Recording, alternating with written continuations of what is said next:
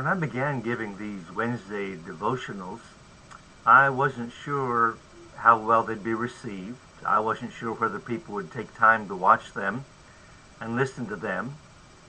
So I did them for a while, and then we started our Wednesday night services. And so I thought, well, maybe the people who were listening would be in attendance at Wednesday night services. And so for a couple of weeks, I did not do a Wednesday devotional. And just waiting to see if anyone missed it or what kind of response there'd be. And as it turned out, several have responded and mentioned that they missed us doing that and that they were blessed and challenged by that. So I want to start that again, at least for a while, and share with you just a few minutes of a thought, a devotional thought that I believe will be a blessing to you. I had an interesting conversation yesterday with a man that was discussing what a church is. And he had some unusual ideas, and some of his ideas were right, and some, quite frankly, were wrong. He said, for instance, a church is not a building. Of course, I agree. The church is an assembly of people, not a building. And you can have a church whether you have a building or not, and we discussed that. Then he also said a church was any time any Christians, even 2 or 3 are gathered together. The Bible says, Jesus said, there am I in the midst of them. So he said, that must be a church. And I said, no, that's not exactly right. A church is a called out assembly. People gather together for worship, but a church specifically needs to have a membership. In the book of Acts, chapter 1, we're told about the first church and even given a list of the number of people who were in that church. So it's more than just 2 people gathered on a corner somewhere talking about God. A church also needs to have a way to remove members. If you remember in the book of Corinthians, Paul dealt with a member that had been involved in some immorality, and the church had just let it slide, and he rebuked them for that. He said that shouldn't happen. A church needed to have some way to remove members. It was an interesting discussion, and that was yesterday. Then yesterday I also took time to vote. As you probably remember or know, this Tuesday was the presidential primary election. Now, in both parties, it's pretty well established who's going to be the candidate. But I wanted to take time to vote so I could just say, this is whose side I'm on, and this is why I voted, to kind of put my endorsement on that. I want to be part of the process. You say, well, Pastor, what do these 2 things have in common, and what do they have to do with a devotional? Well, I think I can put them together and share with you a couple of thoughts.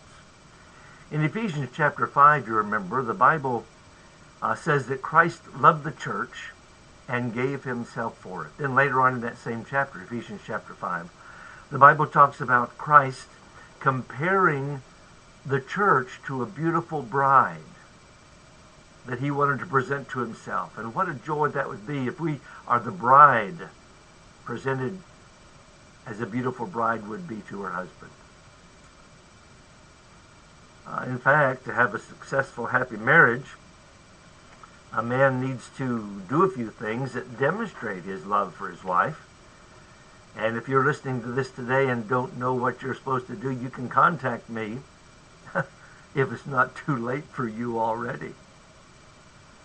But as I returned to the office after voting, I was thinking about the conversation I'd had with that man earlier in the day about the church. It occurred to me that there are several ways that we can vote for our church. We can vote to keep the church doors open. We can show our love for our church. Let me just give you 3 or 4 thoughts, and maybe let that be our devotion for today. One of the ways we can vote for church is to attend whenever you're possible. Every time I attend church, I'm voting to keep it open. When I don't attend church, I'm voting to close it. And you say, wait a minute, Pastor, we're involved in this corona crisis and so forth, and I understand that. And there are certain people, because of their health concerns, that probably should not attend church right now. I completely understand that. But under normal circumstances, whenever they return, I would say that whenever you attend church and you're able to, then what you're doing is you're saying, I vote to keep this place open. This is important in my life. And when you don't attend church, and you could attend church, you're voting to close the doors of the church. I was visiting, that was actually after I was voting yesterday, that I talked to another local pastor and his wife, and we both were talking about voting and then talking about our churches. And the pastor's wife made a comment. She said, it's a little hard for me to understand. I see some of the people in their church, some of the people at the Walmart, or I see them in a restaurant, but they can't come to church. And I'm thinking in my mind, they're voting to close the church. There's another way we can vote to keep the church doors open, and that is we can vote by our enthusiasm and our endorsement of the church. Do you really love your church? Do you ever invite others to our church? Do you share what you've learned at church? This is social media that I'm involved with right now. Do you ever share this social media? Pass the devotional along. I'm not sure how all that works, but a lot of different people could be blessed or challenged by a devotional. Do people even know where you attend church? They say, oh, they go to church somewhere. What about First Baptist? We're enthusiastic about our sports teams. We're enthusiastic about our TV shows. Are we enthusiastic about our church? We can vote to keep it open with our enthusiasm and our endorsement. Another way we can vote to keep our church doors open is by our involvement in the church. Right now, we're limited as to what we can do. We're still not able to have children's ministries as such. We're struggling with Vacation Bible School, waiting for the next update from our governor that would give us permission to have children's ministries. But you can be involved in cleaning. You can be involved in mowing the lawn, keeping the grounds kept. You can be involved in snow removal. But that's probably for another time.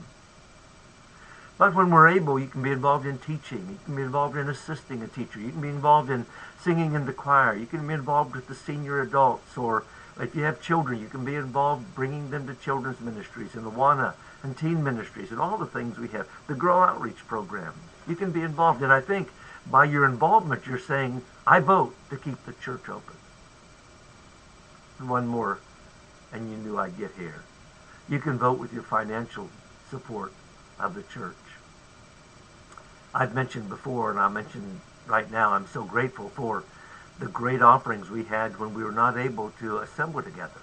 What a blessing it is to have that kind of a church, that strength of a church, that kind of members that love their church and respond and support their church. But it's like my vote on Tuesday. The outcome is already predetermined, I'm sure. But I wanted to vote anyway. It's the same with my church. I love the church. And I don't want it to close.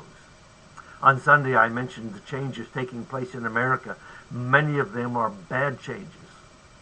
Many of them do not need to be changed. Many of them, we need to fight against some of these changes. So I think it's important that we vote to keep our country strong. But if we're not careful, changes can happen in our attitude about church, and changes can happen in our churches that are not good, slightly moving a little bit here or a little bit there. I want to just encourage you today, vote for your church. Do you love your church? Time to cast your vote. Thank you, and God bless you.